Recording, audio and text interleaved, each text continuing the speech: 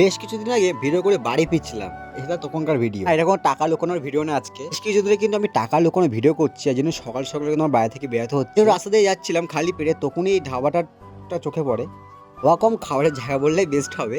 আর এটা ছিল আমন্ত্রণ ধাবা, আমাদের বারাসাতের কোঠের মাঠের এখানটায় খুব ফেমাস একটা দোকান। আর সত্যি বলতে যখন স্কুলে পড়তাম না, আমি এখান থেকে প্রতিদিন ভাই কিছু না কিছু খেতাম, মানে টিফিনের টাকা পেলে এখানেই খেতাম।